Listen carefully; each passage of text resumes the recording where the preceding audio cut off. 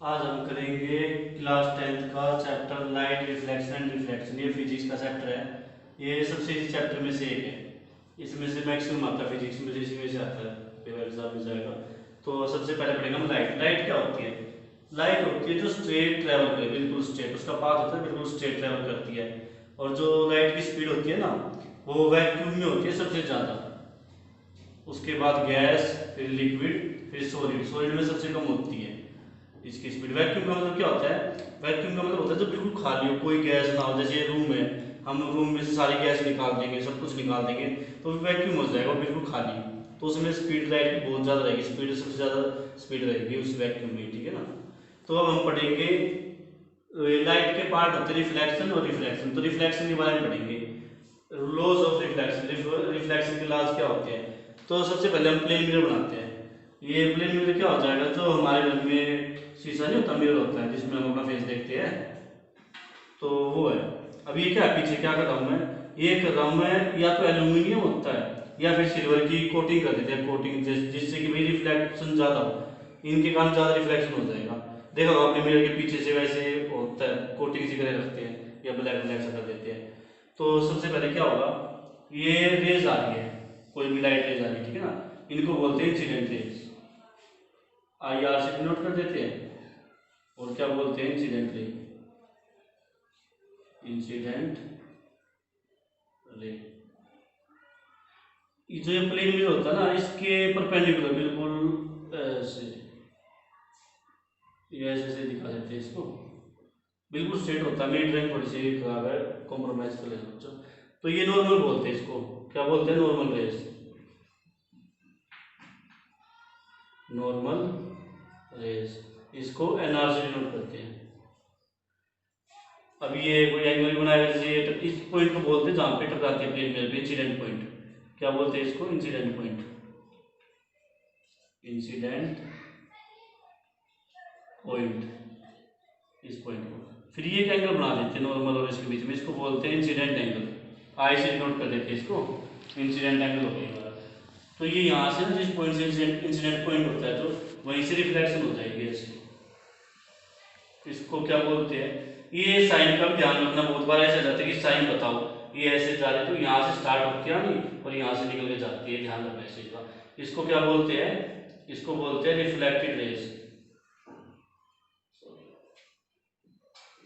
Reflected raise, इसको denote करते हैं हम आर आर से।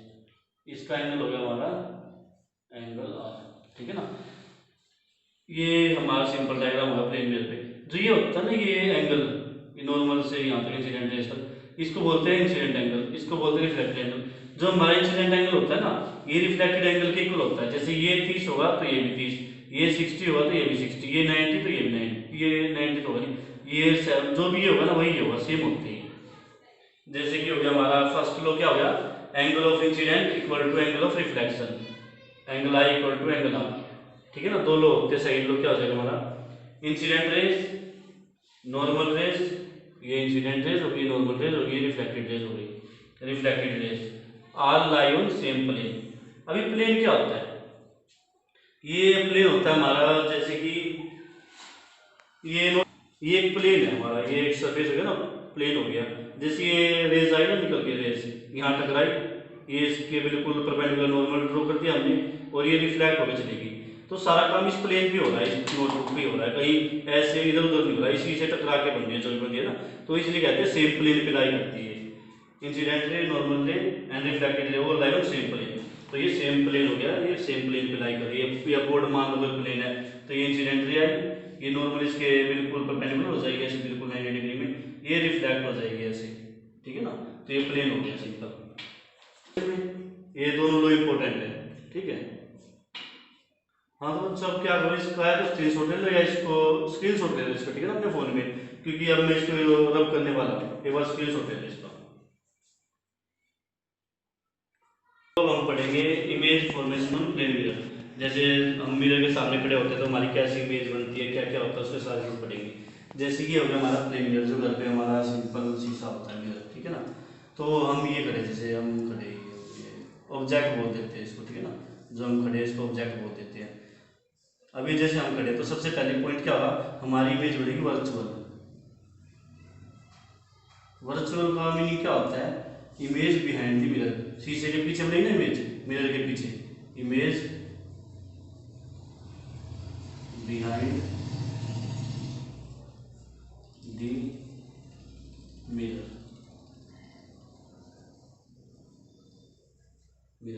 Image behind the mirror, virtual मतलब होता है जो इमेज रियल ना हो, सच्चाई ना हो, ठीक है ना, वो रियल, उसका मतलब वो थोड़ी इमेज वो फेक है, रियल नहीं हो इमेज, ठीक है ना, रियल का अपोजिट हो जाता है virtual, image behind the mirror. जब भी इमेज मिरर के पीछे बने तो समझ जाना वर्चुअल इमेज है, ठीक है ना। इन मिरर की हम थोड़ी सी कोटिंग कर देते हैं इस एल्यूमिनियम में सिल्वर से, ये रहेगी, ठीक है। तो फर्स्ट पॉइंट ये हो गया वर्चुअल। सेकंड पॉइंट क्या हो जाएगा, इमेज बनेगी इरेक्ट। इरेक्ट का मतलब क्या है, जैसे हम ये ऐसे खड़े हैं, सीधे खड़े हैं ना, तो इमेज भी सीधी बनेगी, ये नहीं कि उल्टी बन जाएगी, यहाँ पे पैर नीचे और सिर, वो पैर ऊपर और सिर नीचे, जैसे खड़े वैसे स्ट्रेट बनेगी इमेज, ठीक है ना, ऊपर ही बनेगी इमेज भी सीधी, ये जहाँ पे हमारे पैर नीचे तो पैर नीचे बनेगी उसमें इमेज, जो जैसी इमेज में सिंपल इमेज बनती है वैसी बनेगी, उसको इरेक्ट बोलते हैं, सीधे का सीधा बनती है, ठीक है ना, इरेक्ट हो जाएगी। और तीसरा पॉइंट क्या होगा, जैसे ये खड़े हम यहाँ पे, ठीक है ना, ये मिरर से यहाँ तक का डिस्टेंस कितना है, मान लो ठीक है ना, तो यहाँ जो इमेज बनेगी ना हमारी, उसका डिस्टेंस भी 5 मीटर का होगा, जो मतलब size of object is equal to size of, sorry, distance of object is equal to distance of image. तो जो डिस्टेंस है ना सेम रहेगा ऑब्जेक्ट का और इमेज का, ठीक है ना, ये हम इमेज की बात करेंगे, ऑब्जेक्ट हो गया हमारा। वो फोर्थ पॉइंट क्या हो जाएगा, फोर्थ पॉइंट हो जाएगा हमारा साइज, जैसे कि साइज जैसे पतले मोटे जैसे है ना यहाँ पे बनेंगे, वैसे उसमें मिरर में दिखाई देंगे, जो साइज है जैसे लंबे तगड़े जैसे है ना, वैसे हम मिरर में दिखाई देंगे। ये हम प्लेन मिरर की बात करें, ध्यान रखना बस, तो सेम साइज रहेगा, ठीक है। वर्चुअल, इरेक्ट और एक डिस्टेंस हो गया, अब साइज, साइज भी सेम रहेगा, ठीक है ना। ये 4 पॉइंट हो गए। फिफ्थ पॉइंट क्या है, लेटरली इन्वर्टेड। ये देखो फिफ्थ पॉइंट, लेटरली इन्वर्टेड, इसका मतलब क्या है, जैसे कि हम मिरर के सामने नहीं अपना राइट हैंड अप करेंगे, तो इन्वर्टेड का मतलब क्या है, जैसे भाई ये मिरर है और ये हम खड़े हैं ना, जैसे हम यहाँ पे राइट हैंड करेंगे ना, तो इमेज का क्या होगा, उसका लेफ्ट हैंड होगा, जो हमारा राइट है ना ऑब्जेक्ट का, वो इमेज का क्या हो जाएगा, लेफ्ट, जो हमारा लेफ्ट है ऑब्जेक्ट का क्या हो जाएगा, राइट। ये लेटरली इन्वर्टेड का मतलब होता है जैसे हमारा राइट ऑब्जेक्ट का क्या हो जाएगा, लेफ्ट, ठीक है ना, उसका इमेज का लेफ्ट हो जाएगा, तो मेरे के पीछे इमेज बनेगी, तो ये हमारा लेटरली इन्वर्टेड। ये 5 पॉइंट है, 100% इसमें से कुछ ना कुछ आता है एग्जाम में, आज तक का रिकॉर्ड है, आप प्रीवियस ईयर के पेपर देख लेना, प्लेन मिरर के बारे में जरूर पूछेंगे कुछ ना कुछ, चाहे घुमा फिरा पूछ सकते हैं आपसे, लेकिन ये 5 पॉइंट है, इसके अलावा कुछ नहीं है कि और जो बस ये आगे हम पढ़ेंगे भी वर्चुअल क्लास पढ़ेंगे, अभी के लिए बस ये ध्यान रखो, ये जो हमने पढ़े ना 5 पॉइंट प्लेन मिरर पे इमेज बनने की, ठीक है भाई, ठीक है। तो अब हमने क्या क्या देख लिया, एक तो वर्चुअल, वर्चुअल क्या होता है, एक रियल होती है रियल इमेज, उसका अपोजिट हो जाता है वर्चुअल, अपोजिट, अपोजिट वर्चुअल, है ना। ये रियल वर्चुअल अच्छे से पढ़ेंगे, आगे और जाएंगे ना, कनकेव मिरर, कन्वेक्स मिरर, इनमें पढ़ेंगे और ज़्यादा अच्छे से क्या होता है ये, और ये होता है क्या, इन्वर्टेड। ये खाली इन्वर्टेड की बात कर रहा हूँ मैं, खाली इन्वर्टेड की बात, खाली इन्वर्टेड इसका होता है क्या, इरेक्ट। ये सिर्फ इन्वर्टेड की बात कर रहा हूँ मैं, लेटरली इन्वर्टेड की बात नहीं करता। इन्वर्टेड का मतलब होता है उल्टा, जैसे हम यहाँ पे सीधे खड़े हैं ना, तो हमारी इमेज कैसी उल्टी दिखाई देती है इन्वर्टेड में, लेकिन हमने यहाँ प्लेन मिरर में कैसी है, इरेक्ट है प्लेन मिरर में, ये भी हम पढ़ेंगे, इसका अपोजिट हो जाता है, ये दो अपोजिट है, हमेशा ये दोनों साथ बनते हैं और ये दोनों साथ बनते हैं, हमेशा इनका ही सिस्टम रहता है, ठीक है। तो अब हम कल करेंगे किसके बारे में, रिफ्लेक्शन का स्टार्ट करेंगे, कनकेव मिरर, कन्वेक्स मिरर, और उसके बाद स्फेरिकल मिरर, लेंस के बारे में पढ़ेंगे।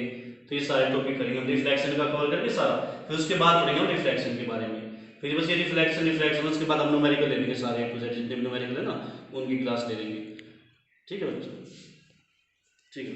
तो ये आप स्क्रीन शॉट ले लेना, एक तो इसका है ना, जैसे मैं एक सीरीज में पढ़ाता चला जाऊंगा, जैसे लाइट, रिफ्लेक्शन, रिफ्लेक्शन, रोज 10-10 मिनट की वीडियो, एक दिन में 2 वीडियो भी हो सकती है, ठीक है ना, लेकिन जो भी है ना इसको पेन डाउन कर लेना, राइट डाउन कर लेना, नोटबुक में नोट्स बनाते चलना, इसके अलावा आपको कहीं कुछ पढ़ने की जरूरत नहीं पड़ेगी, ना कोई बुक, ना कोई रेफरेंस बुक, इसमें सब कुछ हो जाएगा, इससे बाहर कुछ नहीं आएगा आपका, न्यूमेरिकल सब करवा दूंगा आपको, ठीक है ना। तो अभी के लिए ये नोट्स बना लेना इसके, और कुछ टाइम बाद हम पीडीएफ भी डालना स्टार्ट कर देंगे कुछ टाइम बाद। तो अभी के लिए स्क्रीनशॉट ले लो इसका।